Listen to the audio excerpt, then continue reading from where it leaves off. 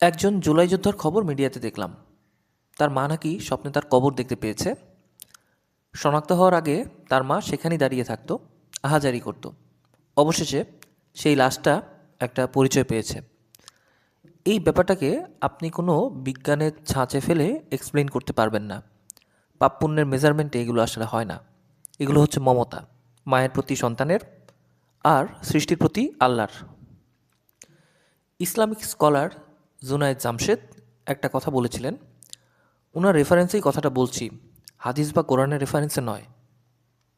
উনি একবার বলেছিলেন, অনেক সময় দেখবেন খুব কাছের একজন বন্ধুর সাথে আপনার বসতে ইচ্ছে করছে না, কথা বলতে ইচ্ছে করছে না, তাকে দেখলে মুখ ঘুরিয়ে চলে যেতে ইচ্ছে করছে।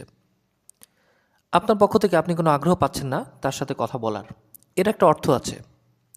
সেটা হলো, আপনার ওই বন্ধু আপনার অনুপস্থিতিতে আপনার গীবত করে, অপবাদ দেয়, আর তাই আল্লাহ তার থেকে আপনার মনটা ঘুরিয়ে নিয়েছেন।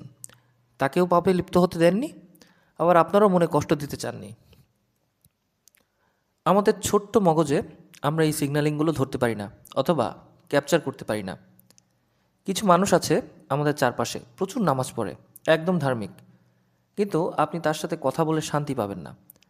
তার থেকে ধর্মের নসিহত শুনতে চাইবেন না। দাড়ি তো আছে, কিন্তু দেখলে ধার্মিক মনে হবে না। খোঁজ নিয়ে দেখুন সে কোনো সুদের কারবারে লিপ্ত, নয়তো নিজে যা করে সবই লোক দেখানো। যত গোপনই করে না কেন, পাপেরও একটা চেহারা থাকে। এই সিগন্যালিংগুলো আপনার জীবনে ঘটেনি? ভেবে দেখুন তো। শুধুই ধর্ম? কিছু ব্যাপার আছে আপনার জীবনে ঘটেছে, যার কোনো বৈজ্ঞানিক ব্যাখ্যা আপনি দাঁড় করাতে পারবেন না।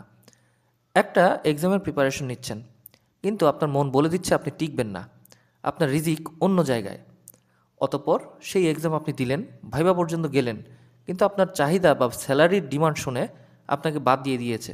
হয়নি এমন? কে আপনার মধ্যে এই জিনিস পুশ করলো ভেবেছেন কখনো?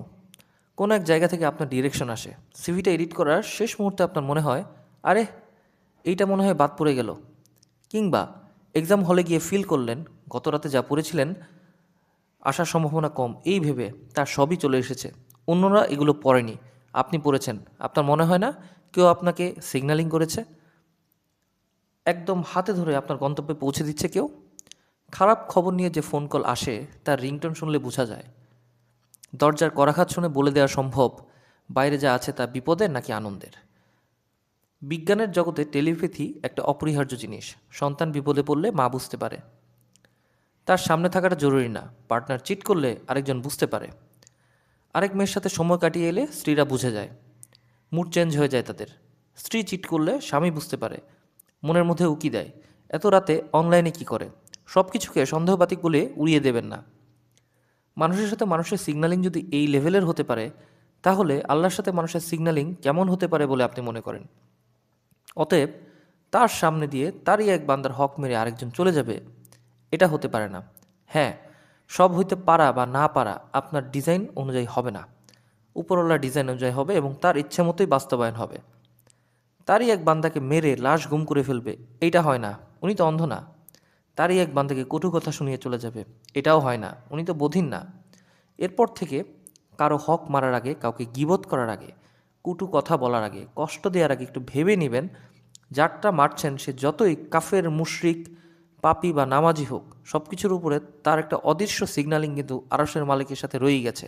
আর সেই মালিক কিন্তু অন্ধ না, বধিরও না।